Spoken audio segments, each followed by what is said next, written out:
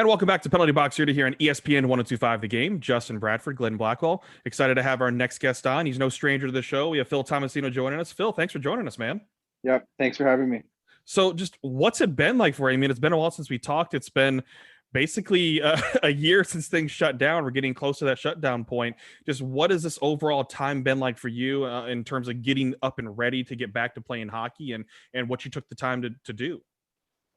Yeah, I mean it's been pretty crazy the last kind of 5 months here for myself. It's been a lot going on, and obviously with the World Juniors and now with Chicago, it's been a lot of fun, and I've had a blast, and I'm lucky to be playing. I know a lot of kids around the world aren't playing right now, so I think we're lucky to be playing games and getting a chance to compete against each other. So it's been a lot of fun. I'm having a blast. So. And Philip, I want to dig a little bit deeper into your experience at the World Juniors. It looked for a bit like you were going to be the extra forward, not getting that time in the first game.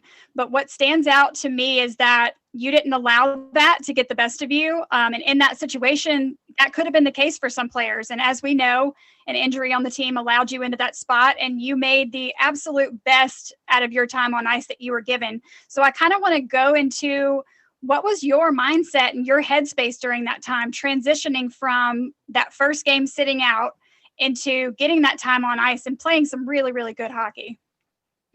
Yeah, I mean, it was tough for me. I've never really been kind of in that position before, so I didn't really know what to expect. I thought I had pretty good training camp, and it was obviously made the team and felt pretty good about myself, and obviously had a meeting with the coaches before our first game against Russia, and they basically told me that I'd be 14th forward. So I knew whenever I got my chance, I'd have to prove to them what I'm capable of doing, and that'd show them that I can help make a difference on this team. And obviously with injury to Kirby, it was hard to see, but like you said, it obviously gave me a chance to get into the lineup and show what I could do. And I think I just really took advantage of that, and I kind of had that mindset that I wanted to kind of prove the coaching staff wrong, and wanted to prove that I can be a difference maker on this team and I can help the team win. So I think overall they had a pretty good tournament individually. Obviously not the result we wanted as a team, but we had a lot of fun together. It was a blast, and I was really, really lucky to be in the situation. So.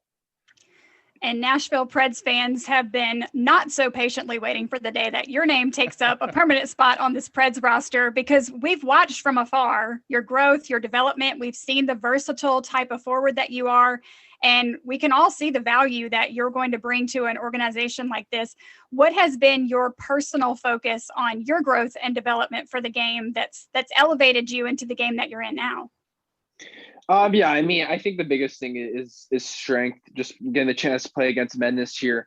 In a normal year, technically wouldn't even be eligible to be in the AHL right now. So I think in a way we're a little lucky to be playing against men kind of a year early and kind of take advantage of that. And I think I've fitted pretty well. I've done pretty well against them. But I think the main thing is to be in the NHL level. I think I've said before, I think I'm ready, but I think this is a good learning step to kind of get adjusted to the pro lifestyle and finally compete against men. And I think it's been a blast. I think I'm doing pretty well. Obviously there's a lot more stuff I can continue to grow on to kind of reach that next level, but overall I felt pretty good about myself and my game so far. And I think looking forward to hopefully find that that day in Nashville comes pretty soon. But the focus right now is to just continue to work on my overall game and doing everything I can to reach that level. So.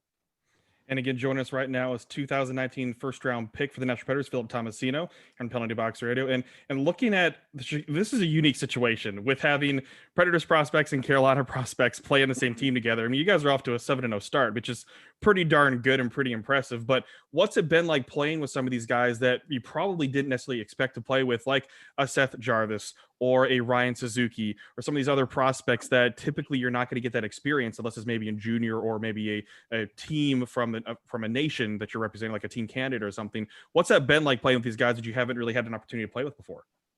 Yeah, it's been awesome. I mean, like you mentioned, I think I've gotten the chance to play with guys like Jarvis and Suzuki and Reese at Team Canada camps and with Team Canada. So I've kind of been familiar with those guys, especially Suzuki and Reese, kind of ever since we were young. We played minor hockey against each other, so that's been fun. But I think just overall getting a chance to meet some new Carolina guys, and obviously had the chance to meet some Nashville guys from prior development camps and stuff like that. So, but just to get to know the guys more, it's been awesome. And I think we have a pretty good team here, and we're having lots of fun together. And it's cool to be with new guys and see new faces every day. So I'm having a blast, that's for sure. I think everyone here is having a lot of fun, and it's cool when you get the chance to play with new guys and get an opportunity to maybe play with guys that, like you say, you're not really used to playing with, and it's been a lot of fun. I think we've had a lot of good games so far, so hopefully we keep this going here. So 3 goals in the season so far for you, and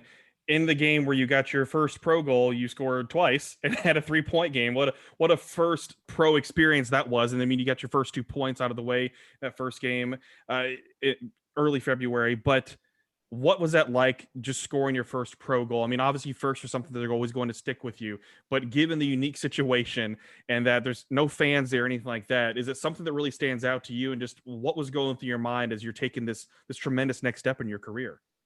Yeah, that was pretty cool. I mean, usually I've scored a couple of first goals, and they've always been with fans. So that was a little weird to kind of not have any fans in the building. But no, it was awesome. I think to kind of get that first one under the way was pretty good for myself, just to kind of not have that that kind of pressure on you where you haven't scored. So I think it was pretty good to kind of get there early out of the way. And no, I think overall it's been a blast, and I'm having lots of fun. And but I think, like I said earlier, there's a lot of stuff I can continue to grow on, and I can grow on to kind of reach a next level. And I think I could definitely be putting a little bit more pucks in the back of net. So I think I want to continue to work on that as well. But no, I think just that first one was obviously really nice, and kind of have that 2-goal game as well was pretty cool. So definitely something I'll always remember. So.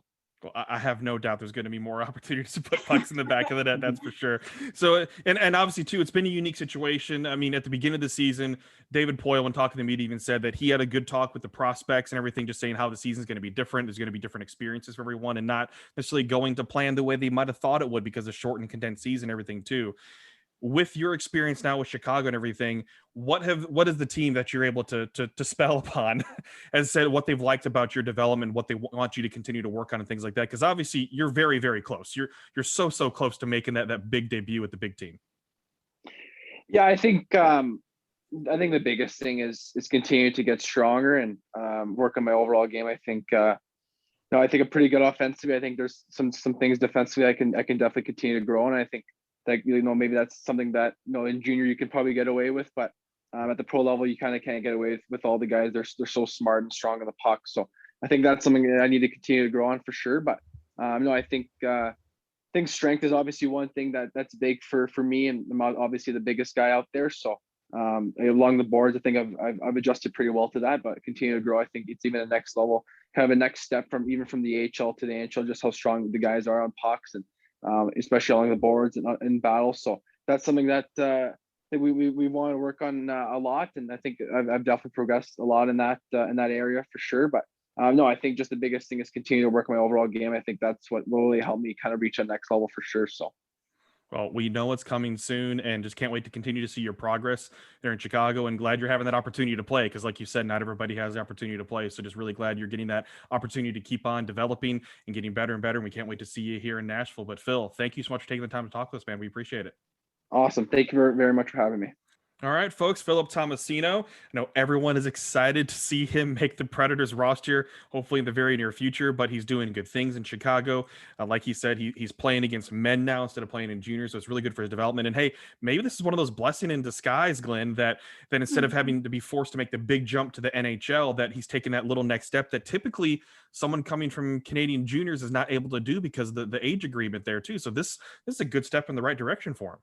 It really is. I think that this is, one of those silver linings that amidst a horrific year, in this case, this is truly something that I think is going to benefit him and kind of just expedite that process, because he's been given an opportunity, like he said, to play with men whereas he wouldn't have gotten that opportunity if the situation was different. So it truly is. And it's awesome too, his mindset. He's seeing this as a great opportunity. Yes, things look very strange, but it's like, you know what, I'm going to capitalize on this opportunity and I'm going to make the best of it. And you cannot go wrong with experience. I mean, you cannot go wrong with that. So thrilled for him. It's been awesome watching him develop as a player. And I, along with so many, can't wait to see him on that permanent roster because he's doing great things and he's going to only continue to get better. It's going to happen in the near future. I know it. I mean, if not this year, then definitely next year, he'll be a permanent fixture on this roster because he's making those right strides and he obviously is taking it one step at a time in the right direction. So just glad we're able to catch up with him, and we'll continue to try to catch up with other Predators prospects as well. Chicago was great to deal with. And yeah, it's looking like almost an all-star prospect roster in Chicago when you're combining two squads like that. I mean, yeah, these prospects are having a fun time getting to play with some other top prospects from other organizations too. It's no wonder they're 7-0 to start the season. Which is cool because when you look back at your experience, 10, 15, 20 years from now, that's something that a lot of players won't be able to say they were able to do. So it's really kind of cool, honestly. I mean, despite the circumstances, but for sure. Exactly. Try to look at it with silver line as much as we can. Exactly. That's what we do here, folks. All right. Up next, let's discuss some trade rumors and answer a question or two that came in, but mostly discuss some trade rumors. And there's something I want to address that took Twitter by storm last week. And I want to address this just personally. As you know, I get a little ranty every once in a while. So we'll discuss that up next here on Penalty Box here to ESPN 102.5 The Game.